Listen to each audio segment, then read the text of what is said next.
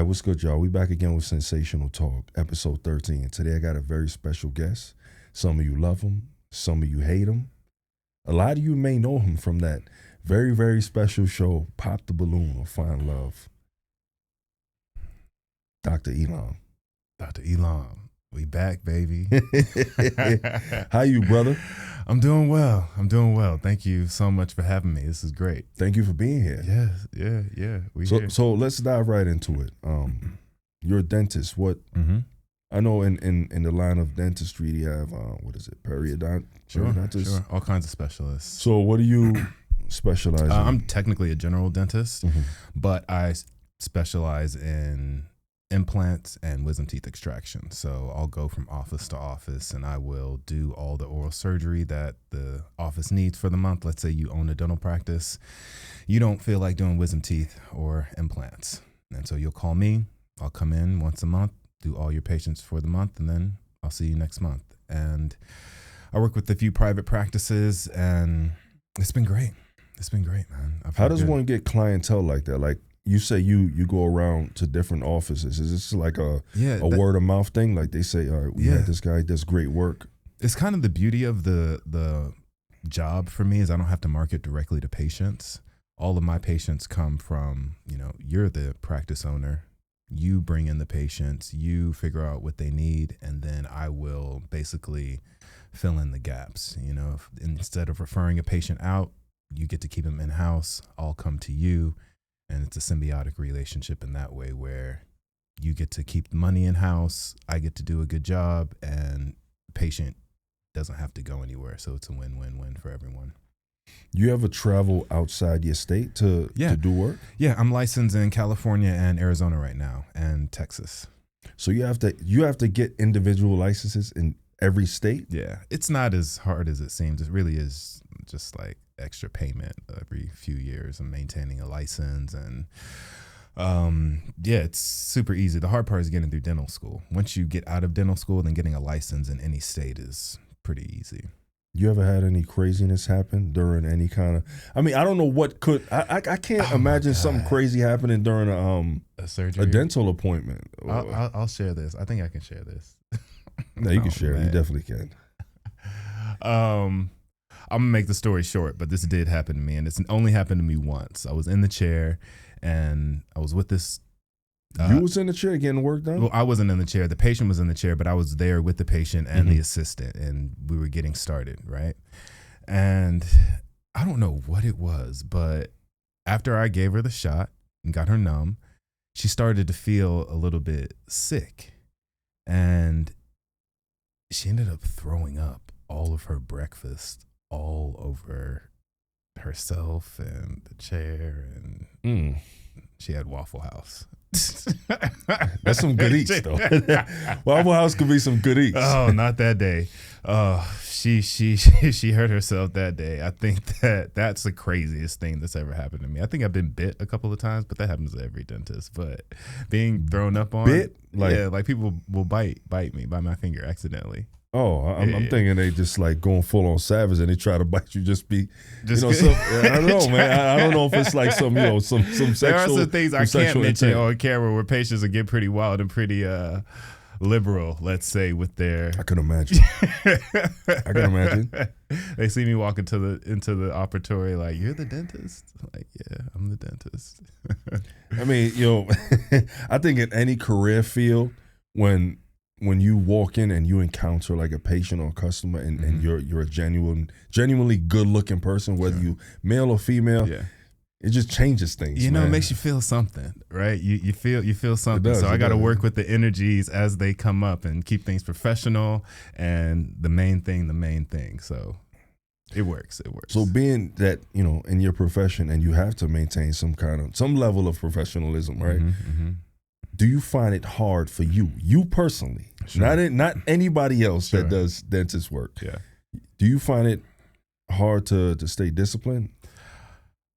No, because when I get ready for work, I go into a mode where, I have to make important decisions under a lot of stress. Mm-hmm. And that usually takes all of the I don't know what hormone is released when you get aroused. Like I don't get Is aroused. it endorphins? No, I don't know. I don't want to butcher it. Yeah. I don't want to butcher it. Could be wrong. Dopamine, maybe. I don't get dopamine rushes at work. I am pretty, I got people's faces wide open. There's blood everywhere.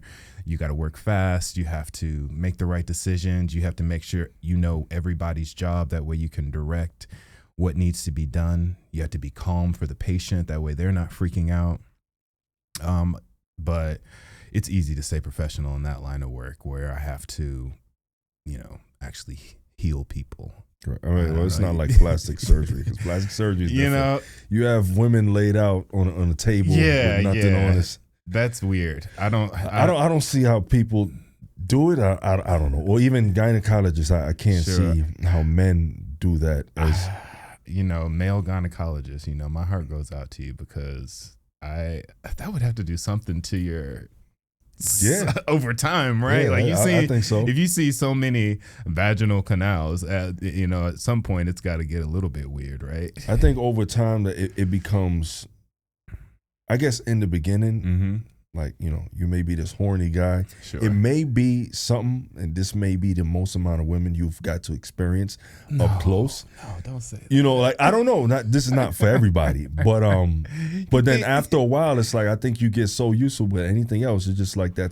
excitement, it dies down. Sure. Not that it should be an excitement, because then now you have women feeling uncomfortable. You're like, they're there for BV or something, and then you got them feeling like weirded out. So people do ask me, like, because I've seen some, pretty yuck mouths. They ask me, does that do anything for you as far as like dating people? And yeah, I prefer to date people who have healthy mouths. I respect it. How long you been doing this? I graduated back in 2017, so man, almost a decade now. But 2017. I got started back way when I was like 14, 15. My aunt, she had a friend who was a dentist. And she took me all over. So we'd go to like Jamaica, Haiti, Guatemala, Mexico. Doing dental work? Just posting up in like random churches, different facilities that they had. And we just be pulling teeth all day.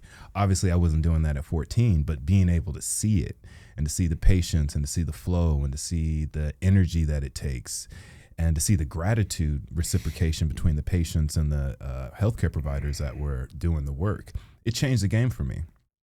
That's what really got me interested in doing that kind of work. That's where I got interested in extractions and knowing what it's supposed to look like, what is a good job, how to handle things if things get a little bit hairy. Like if you hit an artery or a vein or, God forbid, a nerve, then there are steps and protocols to take to alleviate from it getting worse. And so being able to see that and get comfortable with it allowed me to approach dental school in a way where the hardest thing for me was taking the exams. Once I got into clinic, it was great, but having to transition and deal with school and I'm not a great test taker at all by any means necessary. So it was, I'll tell people like, look, school sucks. Yeah, I'll be the first to tell you I did it all, but it definitely helped with the level of appreciation and gratitude that I have towards the field and helping people and all the things. So, yeah. How long does one have to be in school before you can actually get out there? It took me 10 years. I think you can do it in 6. That's a lot. Maybe 8. You can probably do it in 8. You do 4 years of undergrad. You might be able to get away with 2 or 3 years of undergrad. Usually 4 years of dental school. There's some dental schools that have 3-year programs. Mm-hmm. And if you want to specialize, that's an extra 1 to 6 years, I think. What do you do in that time when you in school? Like as far for work to keep yourself afloat? Oh man, I worked as an apprentice. I had a doctor who I worked with in Texas. I went to dental school at Baylor in Dallas. That's Texas A&M now, but where you from, by the way? Dallas. Originally, my family's from Ghana. But I grew up in Dallas. Okay. Went to Morehouse, lived in Atlanta, lived in Boston for a few years. Beantown. And then Beantown. It's cool up there. It's cool. It's too cold, but it's chill. Moved to Dallas for dental school. And then I moved to San Antonio for a little bit. And then I was in the Bay for a little bit. Then I lived in LA. Now I'm in Phoenix, mainly working there. I still see patients in LA and the Bay, but Mainly I'm in Phoenix these days. I don't know why I thought you flew here from Phoenix. Yeah. Oh no. Oh, you. Well, Yeah. Yes, I flew here from Phoenix. I don't know why I thought you primarily lived in LA. And I still am in LA a lot. I'm going to be in LA next week, actually, seeing patients all week. So I'm in LA, about a quarter of the month now. Mm-hmm. So, right, I feel like this is the hero version of you. Sure. I came a long way. I didn't wake up like this. This is the hero version. There's also a villain version of you that was created online. Sure. We're definitely gonna get into that. That's Dr. Elom. Dr. Elom. Because the majority of people discover. I discovered you from that show. I'm not sure. Was that your first? Yeah. I had always done stuff online, mainly dental stuff, but that didn't pick up. People weren't really.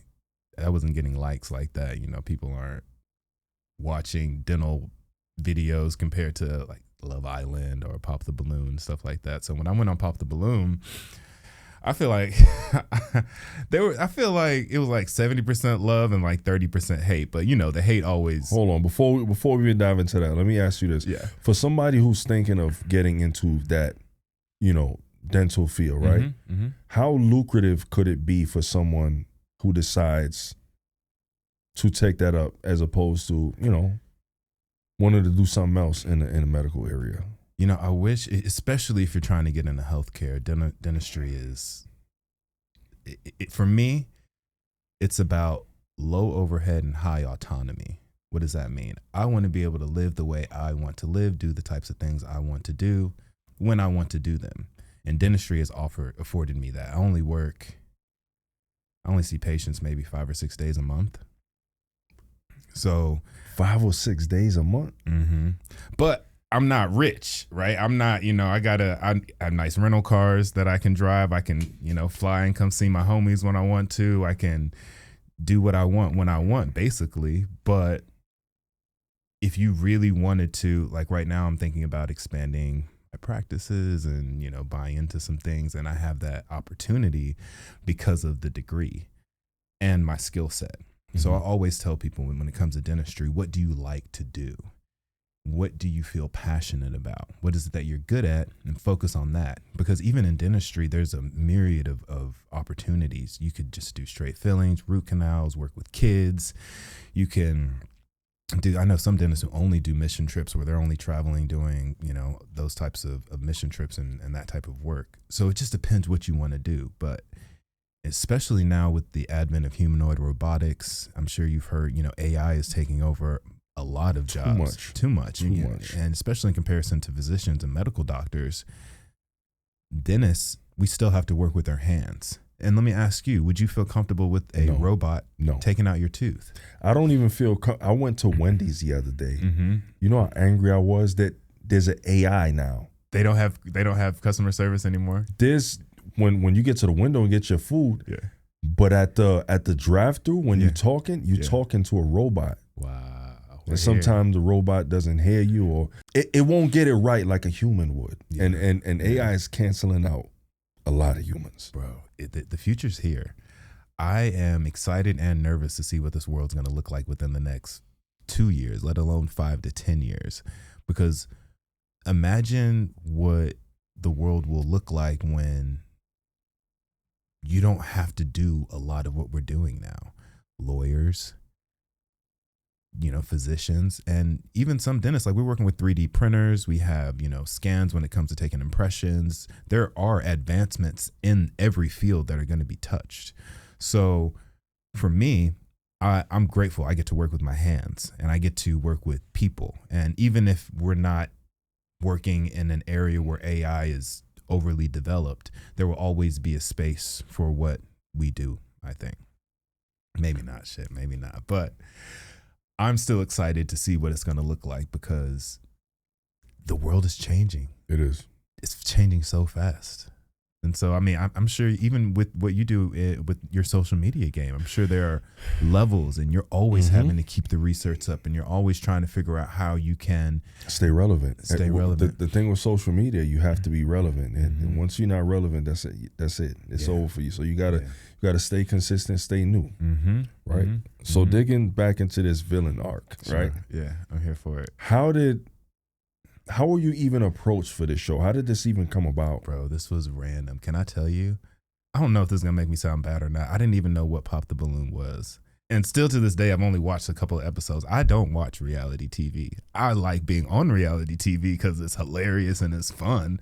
So the night that I went to the show, I was sitting at home chilling with my cousin, and we were watching a game, and he got a DM from BM. Yeah. He's like, yo, we're doing the show. You should come. We're shooting tonight. We look at each other like, should we even do this? I'm like, your what? Cousin went too? He went too. If you go back to... He was on it? He was on it. If you go back to episode 2, his name is Adem with the dreads. He was on there too. Oh, I didn't know. I got to go back and look. Got to go back and watch. You got to go back and watch, because when we got to the facility, there were balloons everywhere. Just red balloons on the floor. And I'm like, what is going on? What is this?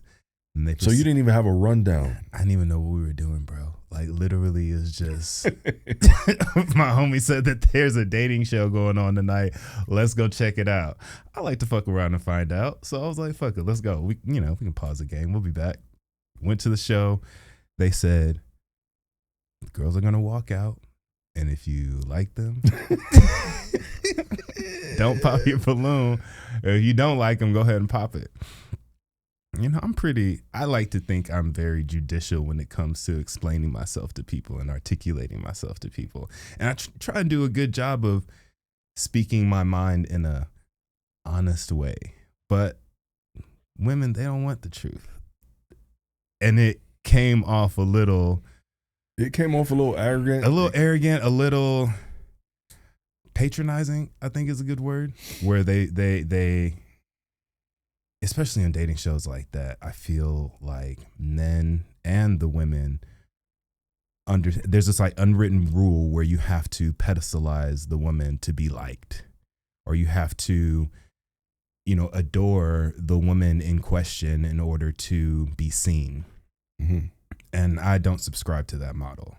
I like to be direct. I like to be open with what I'm saying, what I'm feeling, because I believe friendship is a foundation of, or vulnerability is a foundation of friendship. Mm-hmm. And so if I'm able to develop a friendship with this woman, then we can at least see if there's something more. But we can't do any of that if there isn't any vulnerability.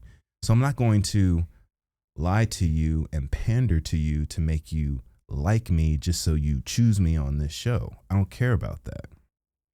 And, the rest is kind of history at this point. You feel like you was doing too much did you watch it back? Because sometimes when you're in the moment and you're doing it, it's different from sitting down and then watching a replay and was like, could I have said that better? So at that moment, you don't really know until you watch it. When you watched it, if you rewatched it, did you think you was doing too much?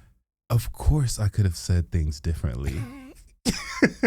Of course I could have had a different tone of voice, or pandered a little bit more, or shown a little bit more, maybe even reverence. I could have done a little bit more. But in that moment, I was not about that life. I see. I have zero regrets. I always say I meant everything that I said on the show. I do not take back anything that I said, and I stand behind everything that I said. Now, could I have said it a little bit differently? Sure. But would that have been authentic to myself in that moment? No. I'll take the consequences that come with the hate, that come with people feeling like I'm misrepresenting myself. I'll take it all. It doesn't matter to me. Because in that moment, that's how I was feeling. And that's how I represented myself. Could you ever be asking for too much in a woman? Did you feel like you was asking for too much? Or it's unattainable? I almost feel like I'm asking too much on a general basis. I was in my DMs earlier today talking to a woman and then letting her know what time it is with what I want out of life. And sometimes I do think it is too much. And I was actually watching, this guy, Dr. Ryan Taraban. He just came up with the video. He's great on YouTube. He's came up with the video about how we as humans, both men and women, ask too much of our partners. I think that's one of the main reasons why monogamy is so challenging, is that we're asking so much of our partners. And so, he's got to be over 6 foot tall. He's got to have 6 figures. He's got to have a 6-pack. He needs to have all these different things. Right. Like, at what point are we asking too much from each other? And I think a lot of it is because we don't need each other as much as we used to, in terms of logistics, in terms of like safety, in terms of even emotional compatibility, really. I think that because most women are able to take care of themselves financially, emotionally, I think it's harder for most men to fit into the lives of the people who they want. Now, I do think that there are people out there who we can have relationships with, right? I was talking to a colleague of mine, and she was, moving jobs and looking for a position. And she was saying, it's hard to find a job. And I'm like, it's not hard to find a job. It's hard to find a job that you want. And this is where we're coming to as a species, where we're finding out, like, yeah, there's plenty of lonely people out there. Why don't we all just, get together? People who aren't in relationships. Well, we really have specified ideologies of what our partners should be. And a lot of times that prices us out of the market. So I do feel like I'm asking for a lot. And I'm willing to go back to the drawing board and say, okay, maybe she can have this or she can have that. And, maybe I'll forego X, Y, and Z. So, but are you willing to do the same? The amount that you asking for in a woman. Yeah. Yeah. I give me an example. Like you asking all these things of a woman, right? Mm-hmm. So are you able to give that same energy back? If is there a cutoff for her wanting certain things out of you that she'll say no to? Like, I think all relationships, for the most part, are transactional. Dr. Ryan Taraban too. I'm gonna steal his phrase. Relationships are platforms where we share and exchange unequal goods with comparable value. What does that mean? I'm not gonna give and get the same thing from a woman that I'm going to be able to give and receive from her. So that's uncomparable goods, but it's equal value because I'm not going to be able to give myself what she's going to be able to give me. And she's not going to be able to give herself what I'm going to be able to give her. So that's where the comparable value comes in. So when I start to think about what I'm offering to a woman, it's going to be different, but it's going to be equally valuable as to what she's giving me. So in a relationship, right? Mm-hmm. Who's the prize? Who's the prize? Who's the prize? Is it you or is it her? I wasn't waiting for this question, but I'm glad you asked it. Okay. You are the prize to the people that you don't want. What does that mean? If I am in a relationship and I don't feel like we're, well, let me say it like this. There are plenty of women out there who have their DMs full of men who they do not want. To them, they're the prize. Because every day they're going through their DMs and they're being solicited and asked and chased down and, oh, you're beautiful and, oh, you're this, oh, you're that. Oh, being told basically they're the prize. They're the prize to the men that they don't want. To the men that they do want, who they're not chasing, who aren't in their DMs, who aren't pandering to them, who aren't making them feel like they're better than them. Those men are the prize. Okay, I could see, right? I could see where you're coming from with that. So I tell this to all my friends and the men who I speak with. You want to be the prize in the relationship, because if you are chasing a woman and you are telling her this and, you know, giving her that and making her feel like she's better than you in a lot of ways, when you get into a relationship, she's going to be on a pedestal and she's never going to be able to look up to you because of that. Women don't want to be in a relationship with men they have to essentially look down on. There's a level of respect and power that is imbalanced in those kinds of relationships. The relationships that I see that work, the man is the prize and the woman is appreciative of that man in her life. And that reciprocity is what is exchanged, because obviously the man is appreciative of the woman in his life, but he still needs to maintain frame. He still needs to maintain making money, being attractive, and doing all the things that attracted her to him. Because as soon as he starts to put her on a pedestal and make her feel like she is all the things, then, you know, what does she have to really look forward to? Because at that point, he effectively becomes just as interesting as all the men in her DMs. And it's hard for her to emotionally differentiate where that love is coming from within her. Is the love and attraction that she feels towards you because of who you are? Or is it some false identity of who he's making her feel to be? And I think that dichotomy gets lost in relationships where men are overly romantic. We want to buy the flowers, set the candles, do the dinners, and be the perfect boyfriend. And yeah, that's nice. Still do those things. But don't let that be the reason she's attracted to you. Women are attracted to men who have purpose, who have a plan, who are on their shit, doing their thing, and making sure that they're taking care of themselves and making themselves the most attractive. Unfortunately, we've been taught to be nice to women, to pedestalize women, to make them feel special all the time. I mean, yeah, that's fine. Do those things, but don't make that the main course.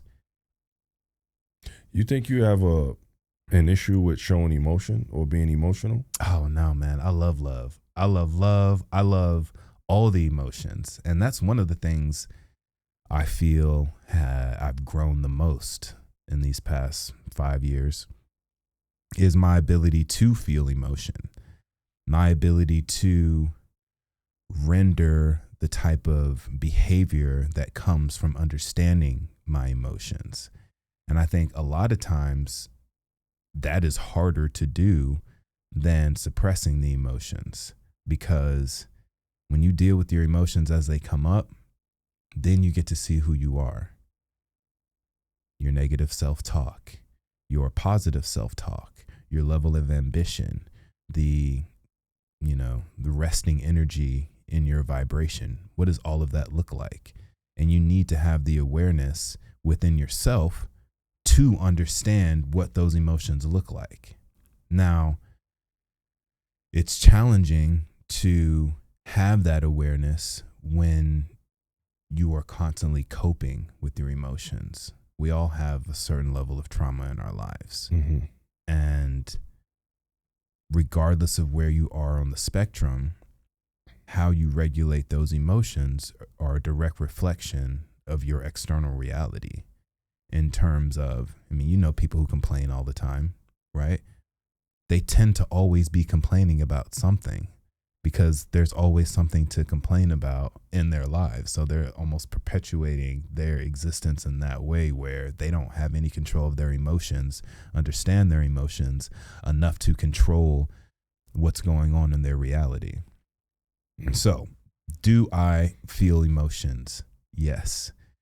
Now, there's a difference between feeling your emotions and acting on those emotions. And I think that's where the challenging part of being able to look at someone and say, do they feel? Are you feeling? Well, yeah, I'm feeling, but I'm not reacting to those feelings.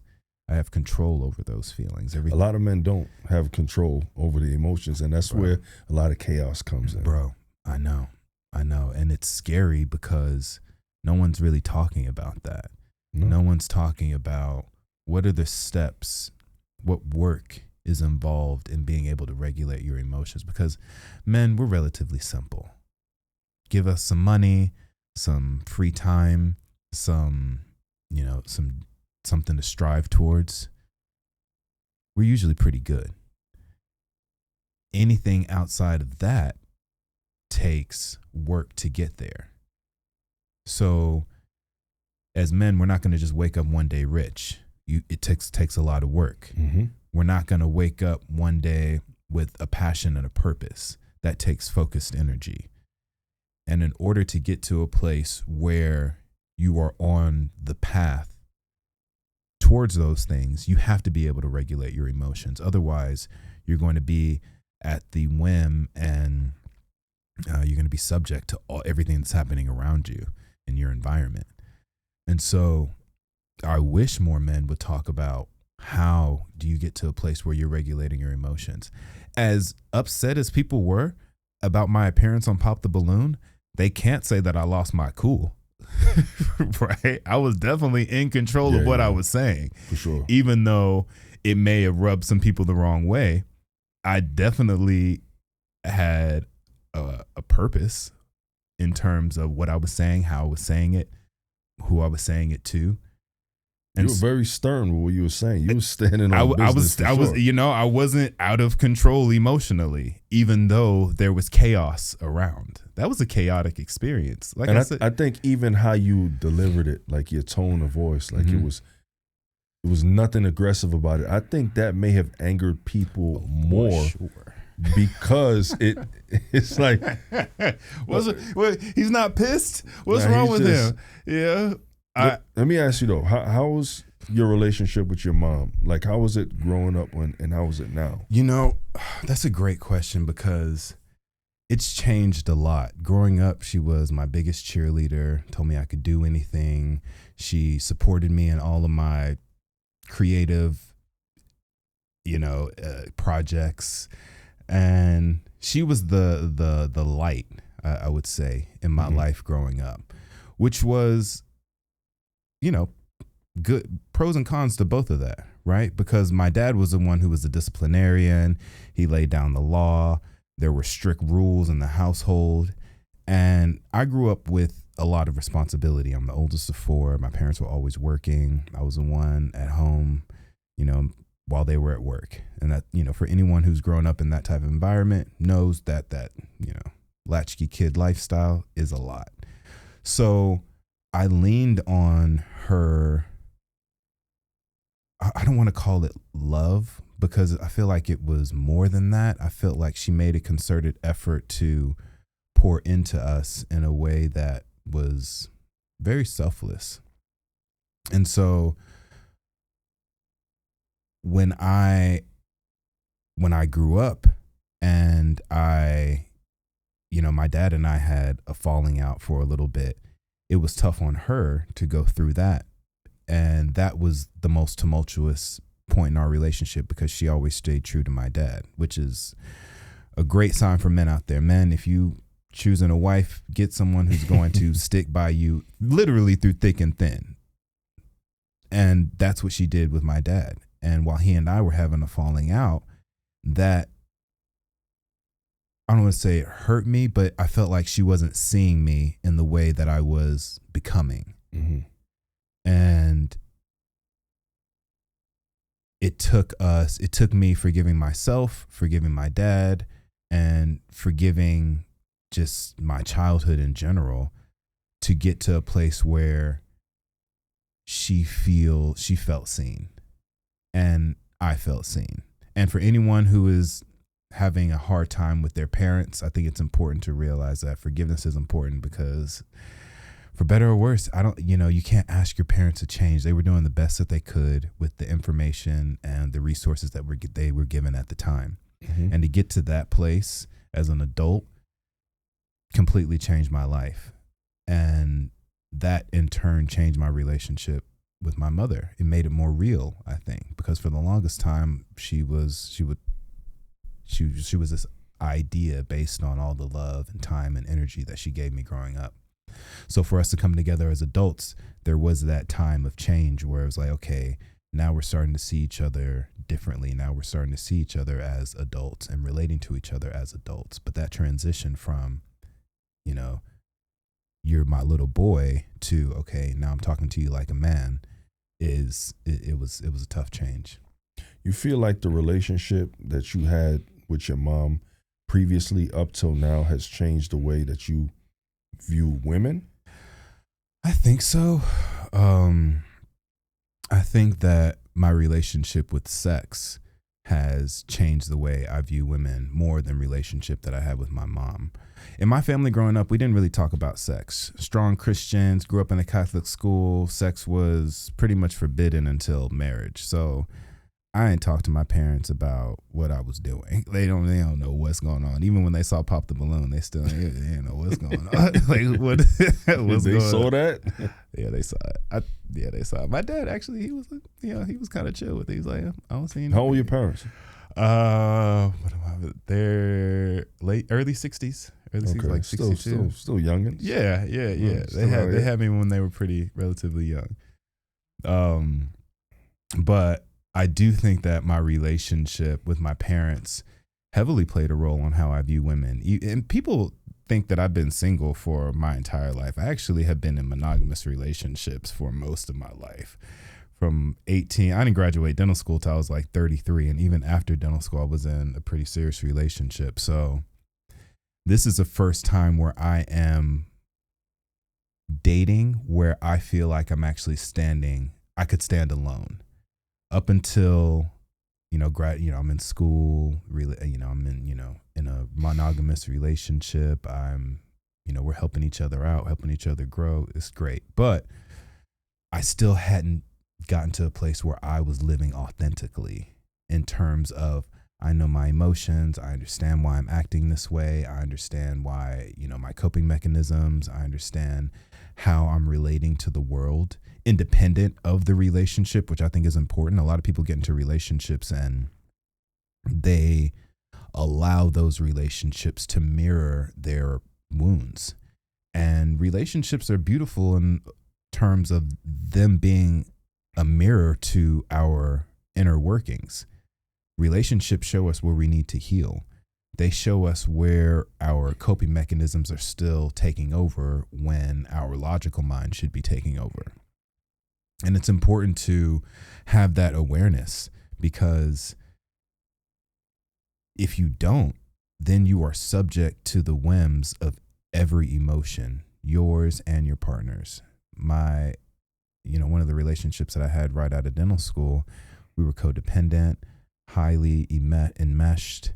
And that just means, simply put, my emotions are based on her emotions. And that's not healthy.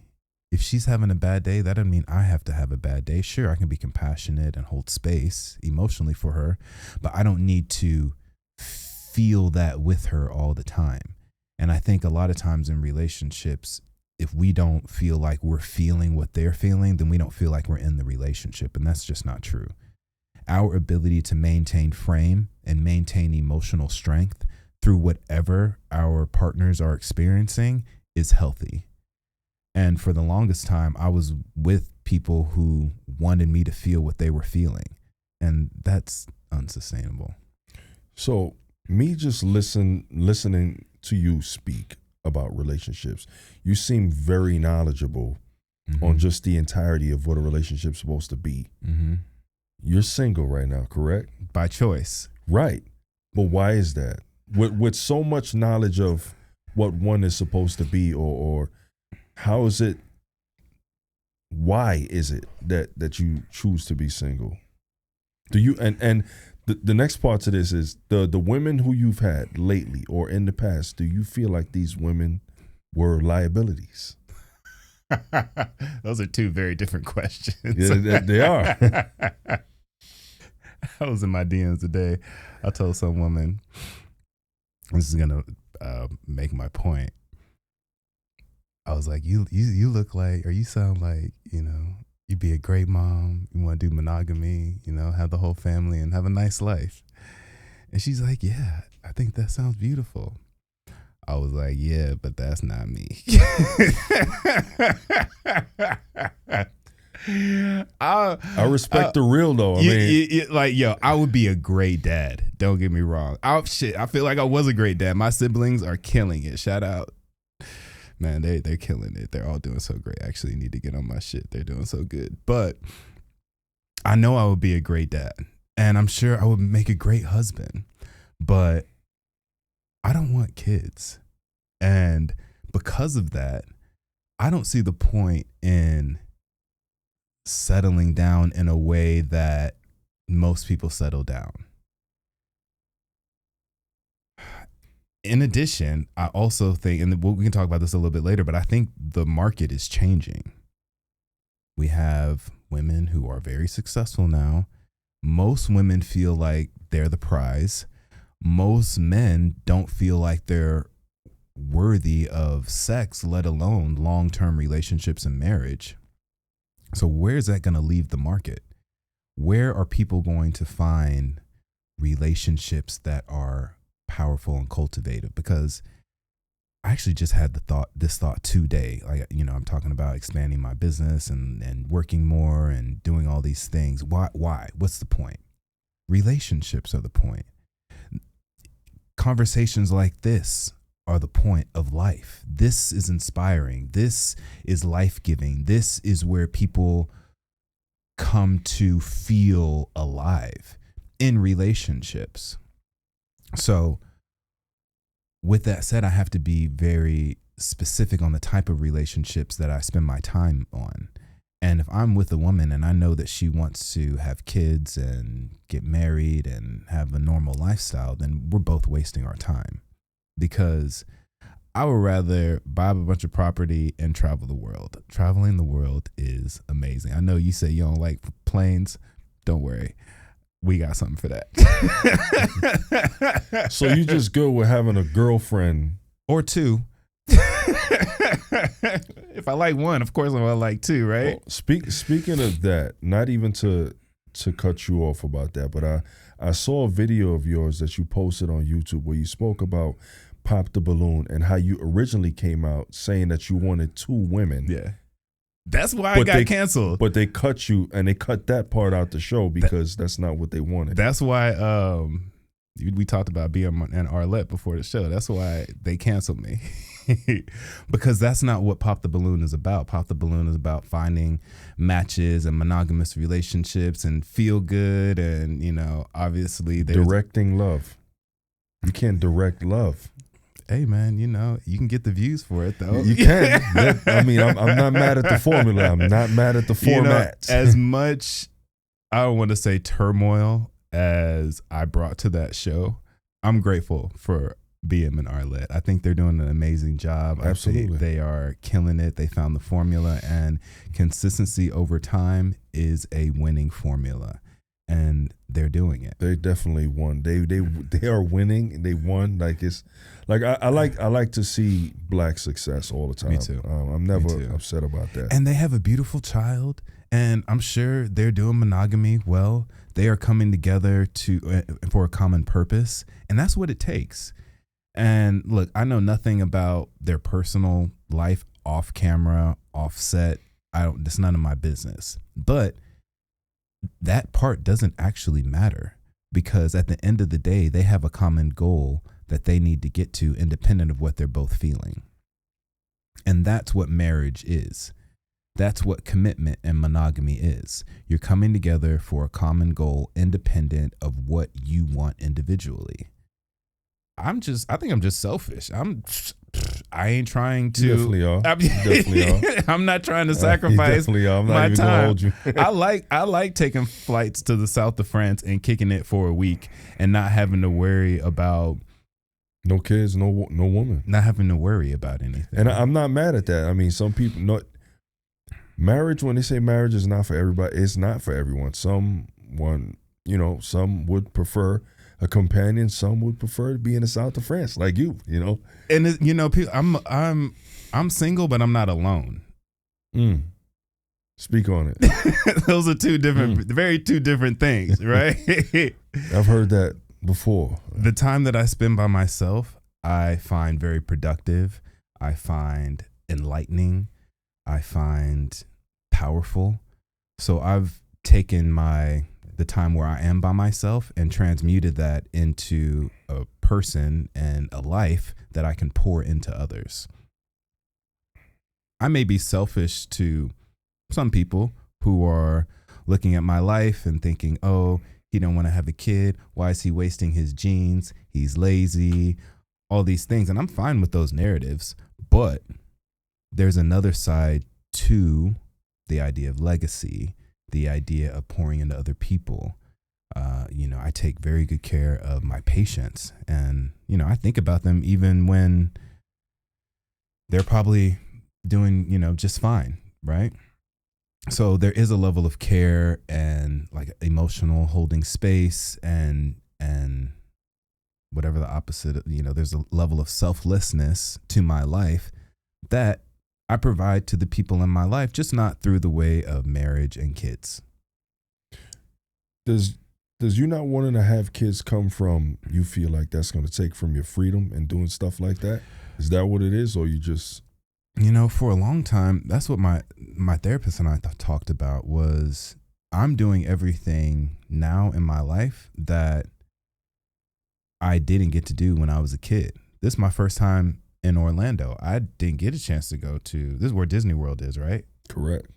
I've never been to Disney World, so I'm going to take my ass to Disney World while I'm here, right? Quite the place. Very hot, a lot of walking. So if it stops raining, maybe I'll go. But I'm enjoying my freedom in these ways. And so my ability to understand what I need and understand that if I were to get into a marriage and have kids, I probably wouldn't. I would probably step up, but at the sacrifice of myself. And that level of selflessness needs to come from within. People and there are people out there who have kids and don't want them, don't want the responsibility. That's true. I don't know who I'm upsetting right now, but that's the reality of the fact. Postpartum depression is real. Resentment for your children and loss of lifestyle is real. Kids are expensive. You have to want this. And too many times people are getting in these situations and they don't want this. They may accept it, but if you don't accept it, the government will make sure that you accept it, right? We talked about DPS, Child Protective CPS, Child Protective Services will come to your house if you're not doing a good job. Like, this is a responsibility that you have to step up to. And you need that motivation when times get hard. You need to be able to say to yourself, I love my child. I'm so grateful that this child exists. Even when I don't want to be up at 4 a.m. breastfeeding or changing diapers or rocking the kid back to sleep. It hits your mental if you're not ready for that. And it's scary because everyone handles that experience differently. We talked about coping mechanisms. What coping mechanism are you showing your child when you get upset or when they get upset? And this is why I think it's becoming increasingly difficult for people to relate to each other, because we haven't been taught how. We don't know how to deal with someone else getting angry. What do you do when someone else gets upset with you or is sensitive to being upset? Call it walking on eggshells. Anyone who's been in a codependent enmesh type of relationship knows what it feels like to walk on eggshells, to say, oh, I don't want to say the wrong thing. I don't want to upset my partner. I don't want to, ruffle any feathers. Things are good right now. That's not authenticity. There's no freedom in that. How are you supposed to be your best self when you have to worry about how someone else is going to react to your authenticity? We're all human. No one's perfect. We're all trying to do this together. That's why I talk about the importance of relationships, because when we allow ourselves to be opened up by these relationships, then what we find is that we really all just need each other. We all just need just a little bit of help. And whether you're in a monogamous relationship, you're married, you're single, that still remains true. And for people who feel that they need relationships in order to fill that void within themselves are wrong. And the truth is, until you're able to fill that void within yourself, you will never be able to be your fullest self in a relationship. And I think the healthiest relationships are those who understand this fact, where they can say, look, I'm not perfect. My partner's not perfect, but I want to be here for X, Y, and Z. And I understand that no matter what's going on externally with my partner or the relationship, that I will be able to handle it.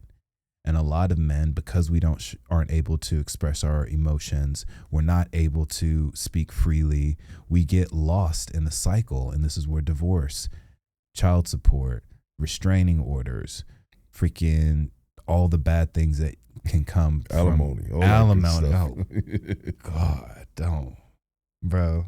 I'm lucky. The you women, don't got to worry about that because you ain't trying to get married. You ain't got no kids. I know, even I'm scared. I ain't even trying to worry about it. And I've been blessed with women in my life who have loved me. They've helped me. They've, shown me what emotional support looks like. They've supported me, when I wasn't doing well. And so I've been blessed to have those kinds of relationships, to know what that looks like. And you've been out here doing it safe too. And I've been doing it safe, bro. Because at your age, you say you 40 what? I just turned 40. Just for no STDs, 40. No KIDs. Yo, to make it to 40, I know, bro. With no kids. I know, man. I know, as a man, right? Whatever that means. Yeah. As a man, most men I know, they took that condom off or never even used it. No, bro. You made it to 40 with no kids, man. I know, man. I know. It's a blessing. That's a feat in itself. I know. They want them though. They be at, why don't you want kids? You sure you don't want kids? I ain't trapping me today. Yo, you hear me? So look, you was on the Pop the Balloon show, and then you circle back. But you was on the other side. I did. How did that come about? How did the second one? Okay, this is where BM and Arlette. This was the actual falling out, because the first episode everything was gravy, but when they asked me to come back, and I didn't realize this until after the show. I should have been more aware, but I'm human. They brought me back for the women to get their get back. And they did. But they didn't. It was a lot of pop balloons, man. There was a lot of pop balloons, but that's not what will faze somebody. That doesn't faze me. Did you expect that? No, I didn't expect everyone to pop. I think there was like one person who didn't pop their balloon. The crazy thing is, after the show, everybody's like talking and friends and cool. We're exchanging numbers. It's a vibe. If you haven't been on Pop the Balloon, you should actually try and go on. It's a vibe. But while we were on the show the second time, the goal was for all the millions of women who were upset with me, for those 8 women to represent. Oh, the comment section was wild. Oh, it was wild. It was wild. I gotta stay. I told my mom, yo, stay out the comment section. Yes. don't go in the comment section. Flaming your boy. They wild. They wild in there, ma. Don't listen to them. My mom said, what you say? She said, what you say to these girls that make everybody so upset at you? I said, ma, I just tell them the truth. I just be telling the truth. They don't like the truth. You think they were more into the idea of, I got to get my get back? They did that overshadow that maybe I may actually like this guy, but the need to get him back for all the women, he like. For sure. There's a voice that each one of those women was representing, And I felt like they knew it in their soul that they were speaking for the millions of women who couldn't. And I was grateful for that, because even though the internet's crazy, it will show you some truth. My therapist said I'm not a narcissist, but I considered it. I don't know. The jury's still out. But I do think that there was some truth to, how I came off, right? It was a little maybe condescending, arrogant. Definitely was. For sure. Definitely was. But that wasn't for no reason. I didn't just wake up that way. I wasn't always confident in what I know to be true. As I've grown, as I've had some experiences, perfect example. I named 3 things, and this isn't even my work. This is Dr. Orion Teraman. The 3 things that every man needs from a woman. I'll say it here again for anybody who didn't watch the show. These are, any man, you can get any man who you have access to, right? Like, you're not gonna just pull up on LeBron James and this is gonna work for you. No, any man that you have access to, you're attracted to and you want to be with, if you do these 3 things, there's no reason why you shouldn't be in this man's life. The first thing is being useful. Everybody wanted to get so upset. What do you mean be useful? What does that mean? What? The women who understand the power of being useful understand this.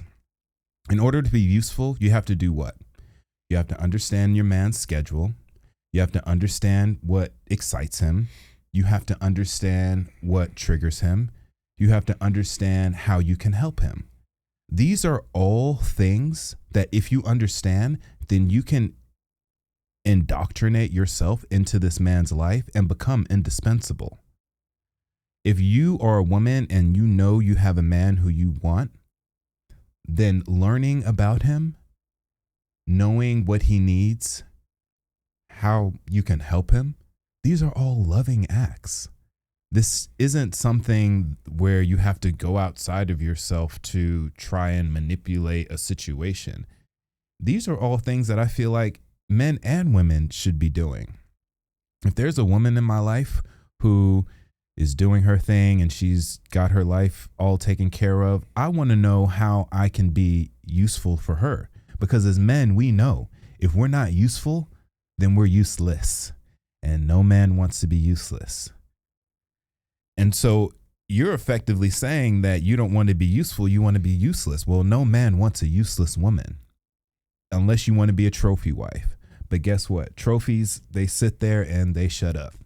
They don't do nothing but just sit there and look pretty. And I'm gonna leave that alone. Yeah, that's real. And women don't want to be trophy wives. They want to be touted as purposeful in their relationship. They want to play a role. And so women, married women, and I'm sure your wife can speak to this, she helps you in a certain way. I don't know what those things are, but I'm sure there's a long list of things that you can go down and say, she helps me with this. I wouldn't have done this if it weren't for her. I wouldn't be able to do this if it wasn't for her. She is useful in your life. That's true. So get mad at it if you want to, but I bet you're going to stay single. That's number one. That's number one. So if you get upset over that, well, good for you. The second thing, you have to be able to blow your man's mind in the bedroom. What does that mean? Basically, take the nastiest thing you've ever done, take the nastiest thing he's ever done, and you got to match them. Now, no Diddy, right? I'm talking in, normal stuff, right? Because you want to be the excitement that stimulates and catalyzes your man. You want to, you want to feel like you are the apple of your man's eye. And I think every woman can agree to this. The problem is, after they get the ring, a lot of times they stop doing what they were doing to get the ring. Now, as men, we know we have to stay attractive to the women in our lives. For any man out there who falls off after he gets a wedding ring, starts to get a beer belly, starts to not do what he was doing to attract the woman, then he can start to see her fall off. Maybe, there's a cause and effect relationship with that in terms of, oh, well, he doesn't do this anymore. Well, she doesn't do that anymore. And then you start to see the relationship deteriorate. But please believe when men get married, it's because they want that woman to be the primary source of their sexual experience. They want to be able to look at her, say and feel, fuck yes. And a lot of times, for whatever reason, sometimes it's the kids, right? It's not going to be the same after you pop out a few kids, right? You got to get in the gym even more, I guess. I don't know. I don't have those problems. I'm sorry. You ain't shit, man. I ain't shit. But these are the reasons why relationships start to deteriorate. Why is the divorce rate at 60%? What the fuck are we doing? There has to be a reason why, and I'm going to say women ask for divorce because 80% of divorces are initiated by women. Whether or not it's because of the man or because of the woman, it doesn't matter. Usually it's initiated by the woman. So that's the second thing. And the third thing is respect. And I do know why people got upset with that one, because I said, don't say anything to your man that you wouldn't say to your boss. But I bet you. That was a line, man. I bet you. I'll put money on this. I'm gonna put my mom on the spot. If my mom's boss asked her to do something that would hurt her marriage, she would leave that job.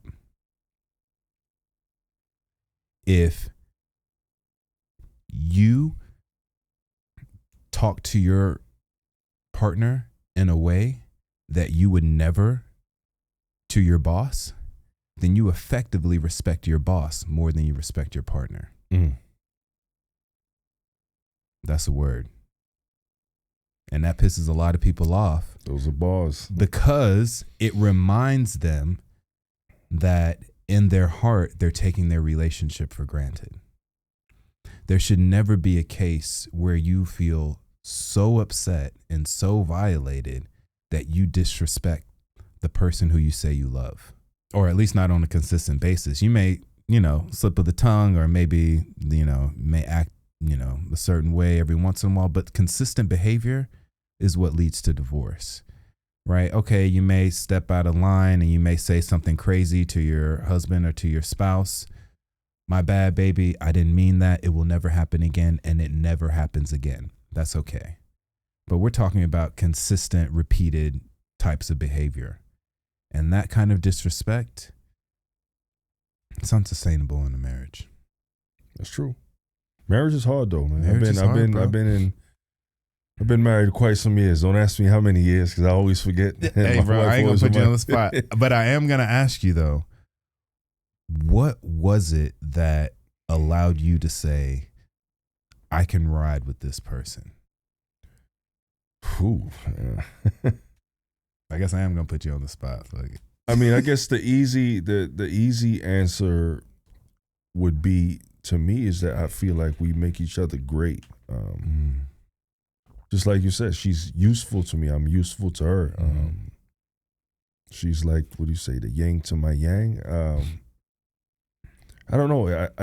It shouldn't be this hard for me to describe, but I feel like it is.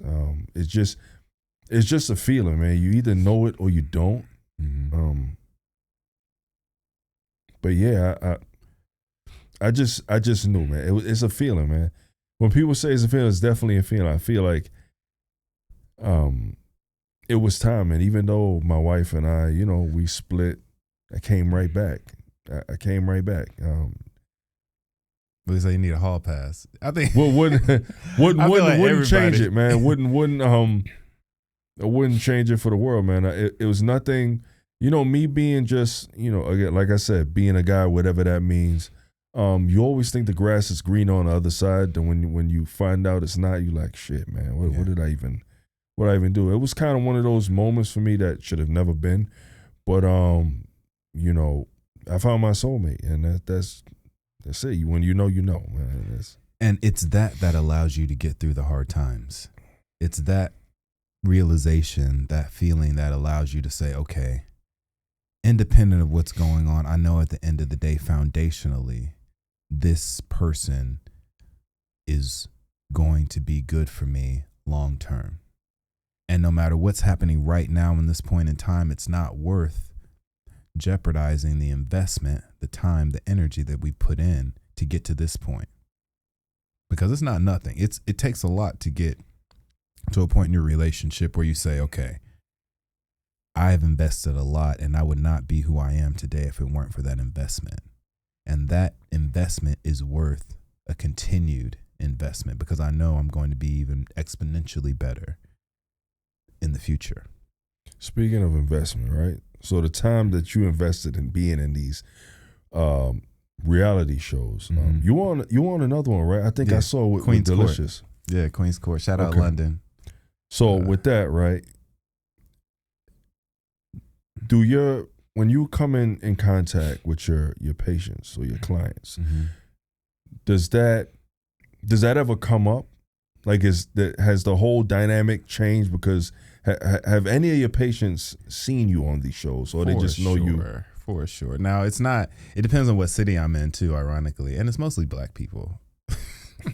I tell people are like, "Oh, you're famous." I'm like, only with black people.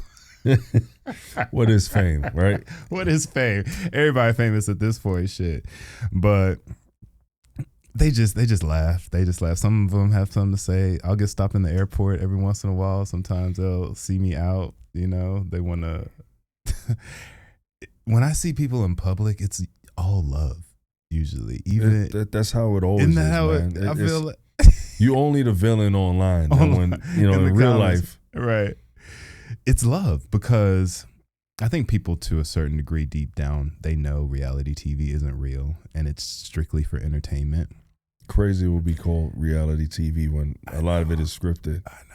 You feel like it opened any doors for you or just been the same? Yeah, even being able to sit here and talk to you, it's opened the door to have. I guess you could, yeah. For sure, you're famous. To have the ability to be open, right? Exactly. Just to have more opportunities for relationships. I think it makes me more accessible when people do see me on the street to pick my brain a little bit, to possibly maybe even have a conversation about how I'm feeling or who they are, which is beautiful. I just got back from Cannes in the south of France. And when you're there, I'll tell you got to go, because when you run into somebody who is American or who speaks English or who isn't from there, there's this unspoken kinship that you share in that interaction. And that's life-giving. That's exciting, right? And being able to have the platform that I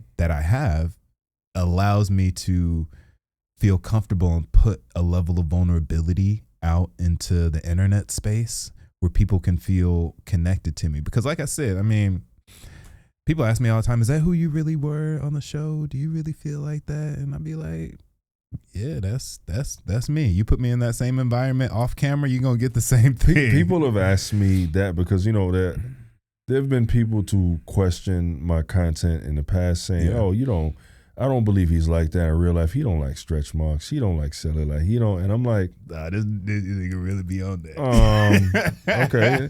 I mean, believe what you want. I'm not here to, you either like it or you don't.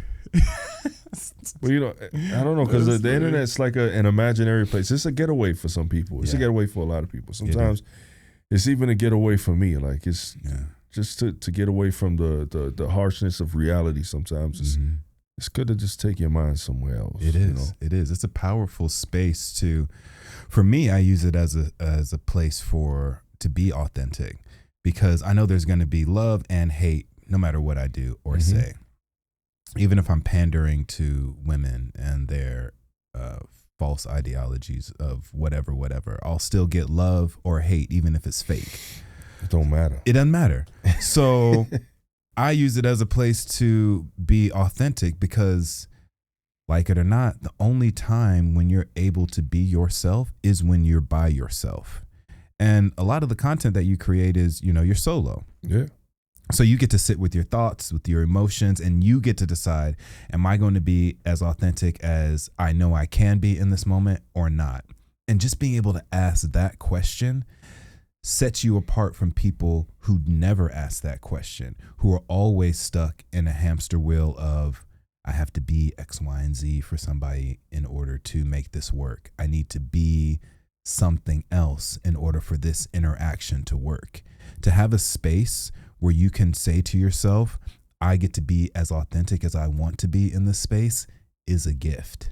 And you've given that to yourself. And that unlocks a different part of yourself that I think a lot of people really wish they could tap into. Really random. Hit me. If you dating a girl, well, maybe not so random because you're in the dental field. Sure. How big of it is of a deal breaker is it if she has bad teeth? It's not a deal breaker at all because guess what? I can fix it. If there's anybody for all intents and purposes, let's say everything else is perfect. I could be wrong, but I think you made a comment about a young lady's teeth on the show. I did. Or something was wrong with her teeth and you said you could fix it, something along the lines And of guess what? After the show, we set up an appointment for her to come get her teeth fixed. That's what I'm talking about, right? We have to be able to accept reality for what it is. I've worked on all my exes, whether that was pulling their wisdom teeth, fixing a chip, doing veneers, whatever it is. I've helped out where I could. And that's valuable. So it's not a deal breaker at all. Now, what are your habits? That could possibly be a deal breaker because usually when you have bad habits, that leads to challenging cases, we'll call them. Because I think that your teeth are a direct reflection of your history and your habits. And if once we get into it, when I'm doing my diagnosis and treatment plans with patients, we're not just talking about what's going on in the mouth. We're talking about what are your sleep cycles like? What is your, what medications are you on? What is your diet like? What are your stress levels like? All of these things play a role in your oral health and overall systemically. So I can take a look at your teeth and I've diagnosed diabetes in the mouth before. I've diagnosed congenital heart failure in the mouth before. These, cancer, we can diagnose from different types of pathologies in the mouth. So you and your oral history are a direct reflection of who you are as a person. A lot of people have veneers. One thing about people who have veneers is that they got to have veneers for the rest of their lives. I seen it. You got to shave the teeth down. It looks crazy. There are some cases where they can do prepless veneers, but you're still gluing veneers to the teeth. Those don't just come off and you go back to your regularly scheduled program. So it's a decision that you're making for the rest of your life. So before you get veneers, be sure that you're ready to have them for the rest of your life. And for some people, it can be great. I've seen it where it's not a problem. But there are people who, they may not like their veneers or they don't know how to upkeep them. People think they get veneers and now all of a sudden you don't have to floss or go to the dentist as much. And that's just not true. So it doesn't matter. That was my thoughts first when I saw them. Like it just like the dentures, like you put them in and you take them out at night, soak them in water. No. It's a little bit more advanced than that. But I think that people have a misconception on their hygiene changing after, right? It's like terrible analogy, but it's like the passport bros thinking that you can go overseas and have a better sexual relationship experience where no, if you weren't getting women where you're at, then you going overseas is not going to change that. Same thing with veneers. If you don't like your mouth now and you're not taking care of yourself, getting veneers is only going to temporarily fix that problem. Eventually, you're going to get decay. Imagine you got veneers, you don't brush or floss. Now you got to get a root canal because you have an infection in your tooth. Bacteria can still get through. You're not immune to infections just because you have veneers. Now we got to do a root canal. Now we got to pop the veneer off so you can go get a root canal before we can put a full crown on top of it. Now we got a whole different problem. And that can happen continuously throughout your life if you maintain the same. People don't get individual veneers, right? It's like a set. It's individual. It's individual. It's each tooth. Yeah, we charge by tooth. Oh, I never knew it. I thought it was like, like a. They do have that as well. They have that. They we call them fixed dentures, where we can put a couple of implants in, screw it in. You don't have to take it out. We'd have that as well. There are different options, but then you got to take all your teeth out, and that's just a different. How long does veneers stand to last if kept up? Good veneers, if you're taking good care of them, if the preps were good and there's no like bacteria in and around it, anywhere from 7 to 10 years before you really have to start worrying about it, depending on your occlusion. You know, are you grinding your teeth at night? Stress levels, all the things. But 7 to 10 years before you have to maybe even worry about it, I think can be a good. So as far as reality TV, you see yourself doing any more of that? I don't know, man. I don't know. I was talking to you earlier about it. It's cool. Reality TV is cool, but it's not paying the bills like dentistry is, right? When I think long term about equity and financial investments, I mean, even you were talking about it. The rug can be pulled from under you at any point, and there's not a lot of autonomy in reality TV. Pop the Balloon was an example where they didn't want me talking about multiple girlfriends and blah blah blah. And even when I was on Queen's Court, I probably would have been on there longer if I would have adhered to the storyline that they wanted me to. You just a habitual line stepper. I'm a problem. Yeah, I'm a problem. You're a habitual line stepper. I'm good for TV, but I'm good for TV on my terms, and that's not always profitable. You're definitely great for TV. It's definitely a great watch. There's always that person that when he comes on, he has that it factor. There was you, and then there was the Ninja Turtle guy. Oh my God, yo. Okay, so I haven't been keeping up with. Is he okay? He be crashing out a lot. He's quite the fighter. He always wants to throw down. It seems. I don't know. Talk about emotional regulation, right? Yeah, that's a perfect example. I don't think he has control over his emotional outbursts. Or maybe he does know exactly what he's doing. True. And he is completely manipulating everyone into thinking that he is X, Y, and Z, and at home he's a completely different person. We don't know. It's definitely worked off because he's been like everywhere again, I guess. Good for him. Getting bags to go here, go there, but I don't know. Me personally, I don't want to be out in the universe as that character. If it's a character, he got to keep that up all the time now. Right. I have this YouTube channel. It's not huge, right? I'm literally just doing it for the community, speaking on different topics. But I talk about be careful what you get famous for, because now that is going to follow you everywhere. People ask me about Pop the Balloon all the time. If I didn't want that persona, or if I didn't feel authentic in that space, then I would be forced to live in an inauthentic way every time someone asks me about that. People ask me about Pop the Balloon all the time, but it doesn't bother me because, I stand behind everything I said and what I did. And if you come to me in public, you're probably going to get some of the same rhetoric. Maybe it won't be as.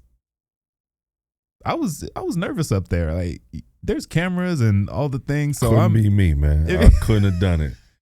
Even if I was single, I couldn't put myself in a lineup, man. I was breathing through it, man. I was breathing through it. It wasn't. The anxiety would have been through the roof. I don't know how you did. I don't know how anybody gets up there and do that. I am so proud of myself for my ability to regulate my anxiety and emotions anywhere I go. I wasn't going to tell this story today, but Fuck it, why not? I was in handcuffs earlier today, bro. Today? Today, bro. You just got here. I just got here. I know. Handcuffs? For doing what? But I can't get into it legally, I don't think. But they let me go. They let me go. Florida's a crazy place, y'all. You just got here and you was in handcuffs? Crazy, right? Let's just say it was a case of mistaken identity. That's what I was going to ask you. Did you get pulled over or it was? No, I mean, I was actually in my car. I wasn't even driving, but I got pulled over. I was in the handcuffs. They checked the car. Obviously, there's nothing in the car. Sorry, officer. Or was there? No, there wasn't anything in the car. If there was something in the car, I probably wouldn't be. But, it was crazy because, I got the handcuffs on and they're asking me, what I'm doing in town. I'm like, oh, I'm actually here shooting a podcast with my homie. He's like, oh, what you guys going to talk about? I was like, I'm probably just going to talk about relationships. And he's like, oh, y'all trying to start some shit. So it was actually a good experience. I'm not here to. It was actually a good experience. But the reason I'm telling you that story is because I feel like I'm on a vibrational energy that exudes calmness and groundedness. So in that experience, it was heightened, right? My heart was racing, sweating. I'm nervous. It's kind of scary sometimes. Kind of scary. Like, I don't know what's going on. But in that moment, I told myself, I literally had this thought in my head, I am safe. And I kept saying that to myself, I am safe, I am safe, I am safe. And in that moment, I felt like I was exuding a sense of safety around the entire experience. And to my point, it all worked out. I'm here. Now all I have from that experience is a story to tell. Let me ask you, since you just ran into that situation, right? Mm-hmm. How important do you feel it is, or do you even think that in a situation, if we comply, the outcome is always going to be negative? How important do you think it is to comply when you're in a situation like that? Because we see often a lot of these stories, stories. We see these stories in the news where the individual that look like you and I are not, or they're resisting. I mean, I'm not there to know if they're really resisting, but this is what we hear. And one could easily say, and many say, why didn't he just comply? Why didn't he just stop? Why was he? Sure. In this, we have the saying in dentistry, in order to have a successful career, you need to have good case selection. And I think that in every situation, it's a different case, right? But I didn't have anything to hide, right? I didn't do anything wrong. I know, I didn't do anything wrong. So I was cool. I was chilling. Yes, I was nervous, high anxiety. I was able to talk myself down to maintain a sense of calm. But I'm a big dude, right? So they were a little aggressive with handling me. And I could see how someone who didn't have anything to lose would lose himself in that situation, just from the fear, from the potential fallout, not being able to regulate their emotions. This is why being able to regulate your emotions is so powerful, because in that moment, as the anxiety was being heightened and things were getting confusing, I regulated my emotions in that moment and quelled any fear within myself and in the officers around me to be able to say, look, we're good here. There's nothing to see here. And I was able to exude that vibration, that emotion to those who are on guard for something popping off. I could tell that they were highly aware and used to shit popping off. And in that moment, the only thing that I could do to show them that there's no reason for anything to happen here today is through my control of my emotions. That's the only autonomy that I had in that moment. How am I going to control my emotions? And when you don't know how to do that, then you don't have any control over your reality. And at that point, you become a subject in that person's reality, i.e., the police officers. Which is why I think, to your question, yes, it is important to be able to comply, but compliance is easy when you have compliance within yourself first. And like you said, it's on a case-to-case basis. Every situation is not the same, and I guess some would cause for someone not to comply and be a little irate, I guess. I had every reason to be upset, but at the same time, for what? What's that gonna... I got stopped since I've been here, I want to say 3 times, and all 3 of these times was very pleasant experiences. Like, you know, I try to make sure that the officer knows that, okay, not that he's in fear, but like you said, we're good here. There's nothing to see You're here. safe. Right. I'm not trying to hassle you. You doing your job. I'm in the wrong. I was speeding. I get it. Like, I get it. Me. I get it. Yeah, you got me. I'm in a nice car, maybe in a different area you don't usually see me, but there's nothing to see here. We're good. But they definitely do pull people over because they see them in a car that they assume that you shouldn't be in. And they asked me, "Do you own this car?" I said, "No, sir. That's a rental." Because it matters. It's nice. It's nice, but it's a rental.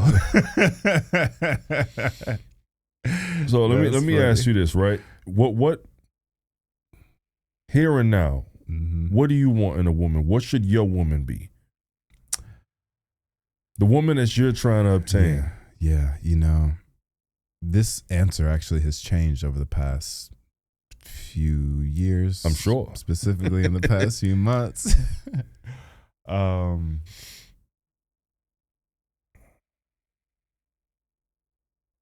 Kindness, I think, goes a long way. One of the things I love about my mom is how kind she is. And people mistaking kindness for being nice. And those are 2 very different adjectives.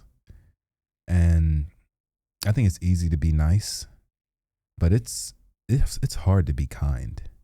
Kindness comes with a certain level of internal and external awareness of what's going on around you in a way where being nice, it's, there's protocols for that.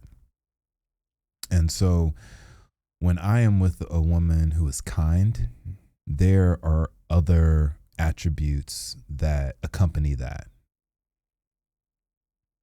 Usually a sense of awareness, nurturing, a high level of femininity, and just wanting to move things along in a healthy way. And I think when you are kind, you have done some type of work on yourself to be able to regulate your emotions. And that work that goes into yourself is reflected in your reality in a way where it makes me want to do for you. Because as men, we want to take care of our loved ones, not just the women in our lives, our kids, our family members, our friends. That's a masculine trait, to be able to make the money, bring home the food, and care for your family. That is something that I think every man should experience on, from large to small scale. I think it's important to embody that masculinity.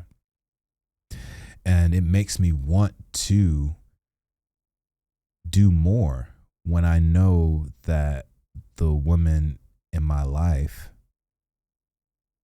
cares enough to do the work to know how to be kind. I'm not going to name any rappers. I like all the women rappers that are out right now. I think it's amazing. But if that's all you listen to, then you're going to be entitled. You're going to feel entitled. I think whatever the opposite of entitled is what I appreciate in women. because even though I was arrogant and maybe a little condescending, I wasn't entitled for those women to like me. Mm-hmm. Right? Right. True. You can feel however you want to feel about me, but I'm not entitled to for you to look at me a certain way. And so when you relinquish entitlement from your life, then you can see reality for what it is more often than not. And I think kindness is a foundational attribute that you don't just wake up feeling, especially if you listen into Sexy Red all the time. I like Sexy Red. Hey, she, good for her, because she's catching strays right now. She's the only one who I can think of where it's like, yeah, I know she represents a movement, and I respect the movement. I fucks with her, but she's entertaining, and that's just one part of her persona. I don't know her at all, but I'm sure there are more parts to her than what she raps about every day. Mm-hmm. And so those parts of her, the Sexy Reds of the world, it takes work to acquire life filled with purpose and appreciation and gratitude and kindness. You feel like you hard to please? Yeah, I am. I think that you might have some issues there. Then. I might have some issues there. I've experienced so much, a lot of different types of women, and I grew up in an environment where the women in my life appreciated me, adored me, lifted me up. My mom even said, this is gonna be hard for you to find a woman because you know how to cook well, you know how to clean, you're emotionally strong, you're successful, you don't necessarily need a woman all the time in your life. Like you say, you want two baddies to fly around the world with. That's it. Wouldn't that be fun? I don't know. And I'm like trying to think, okay, outside of the amazing trips we could have, we could help each other build, invest in different properties, whatever they got going on. We can invest in their businesses and just help each other grow and just be friends. I'm sure there are plenty of women who don't want to get married, who don't want to have kids as well. I mean, as crazy as it sounds, I'm pretty sure there's a lot. And I think there are too. And I need to, in my mind, get past the idea that women don't see me as that. I think for a long time, because I grew up monogamous relationships, understanding how and what it takes to be in a committed relationship, that's what I've been vibrationally manifesting in a way where I'm women get pissed off when they hear that I don't want to be a husband and father because that's what I've been practicing to do. And so right now I'm in a phase in my life where I'm focusing on my attraction level. What do I need to be? Who am I going to be the most attractive to the women in my life? I dig it. Yeah. So Dr. Elom. Yeah. Where do you go from here? What's next for you? Man, this is a good question because I've kind of been vacillating back and forth. Like I said, I started the YouTube page. I'm posting on there, just Dr. Elom on YouTube. There's monetization there, but it's nothing. It's not anything compared to what you're doing or what I'm doing in the dental field. But I do feel excited by being able to creatively express myself in that way. So I'm going to keep doing the YouTube channel, doing videos and telling stories and helping men figure out what they can do to better themselves, because I think a lot of the content out there's a red pill space and then there's a opposing red pill space. And I think a lot of men fall somewhere in the middle of that. The Andrew Tates of the world and the Bonnie, what's her name? Bonnie Blues or whatever. There are extreme perspectives that most people don't fall under. And so my goal is to help those who know what they want, but just don't know how to navigate. And a lot of that is through an internalized level of authenticity and faith and belief within themselves or God or whatever you want to say. But there is a foundation there when you move in the world and you say, okay, this is what I want. How do I get it? There are steps to it.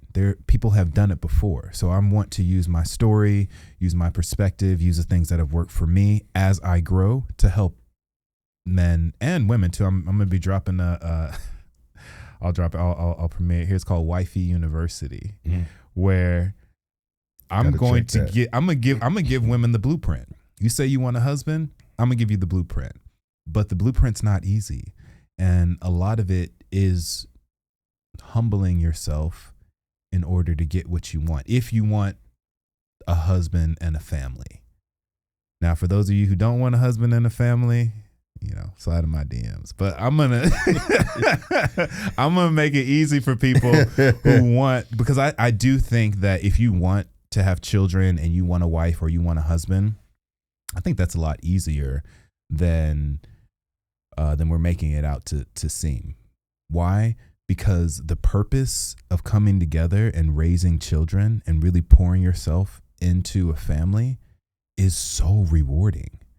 And when you're doing it well and you're doing it right, it can be one of the most rewarding experiences of your life. And so I want to offer people the chance to live that life. In addition to sharing my experiences, I think I am unique in a way where, you know, there are a group of people out there who don't want kids, either can't afford kids, or they don't want to have kids, or they don't feel like it's necessary. And we are going to be moving into a future where, and we didn't talk about this, but with the advent of humanoid robotics and pornography and social media and OnlyFans. Oh, they've taken over that already. I've heard from people that do OnlyFans that there are fully AI created accounts, and these dudes they can't even tell the difference. I know. They can't even tell the difference. I know. Fully AI generated women. It's happening right in front of our eyes, bro. Yeah, I'm good. It's crazy. I know. I can say this and have a clear conscience in saying this. I don't follow any OnlyFans women. Like, I'm no OnlyFans models getting my money. That's for damn sure. I don't care how bad you are. Now, I have dated a few OnlyFans, and obviously dinners cost money. But outside of that, I'm not pouring into OnlyFans. And from the OnlyFans women who I've dated, they don't respect and or adore the men who pay them. And as a man, I could believe that. right. And there are men, I'm sure, out there who feel a certain kinship or connection with the women who they are paying, where the women are making them feel like, oh, baby, you're the only one, or I'm so grateful for the money that you're giving me, when they don't care. They are very good actors. Actresses. Some of the best. Excuse me. But we as men need to recognize the difference. Pornography is just as good as fast food. You can't, I mean, I guess you could live and survive on it, but it's not the same thing as a steak dinner. But it takes a lot more money, effort, and energy to acquire that steak dinner. And I think every man should experience what it takes to at least get to a point where they can say, okay, I'm going to say no to this woman. There are a lot of men out there who don't have the option of saying no. And that energy perpetuates itself, and women can feel that. And like I said, it's just getting worse because pornography and AI generated humanoid robotics are coming for all the men who don't want to put in the energy and the effort to go out and get it. It takes work. This is just, have you heard they do sperm races? What? Where you can bet on, I think it's in like China or something like this, where Yeah, they I'm have, not surprised. they got a microscope and like the sperm, and like they got people like horse racing, sperm racing.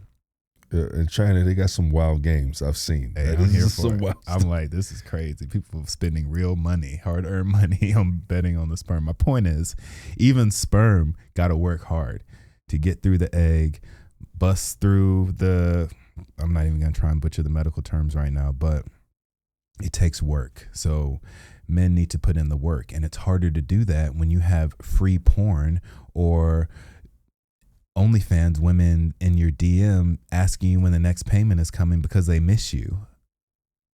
Yeah, those payments are gonna come. Those payments gonna come, but not for me. Not for me. That's crazy. So I want to just create a platform where men can go independent of the people in their life. I think a lot of times one of the reasons why men suppress their emotions is because they're afraid of being judged by other men, by women, calling them, I mean, women call me all kinds of things to try and get me back in line.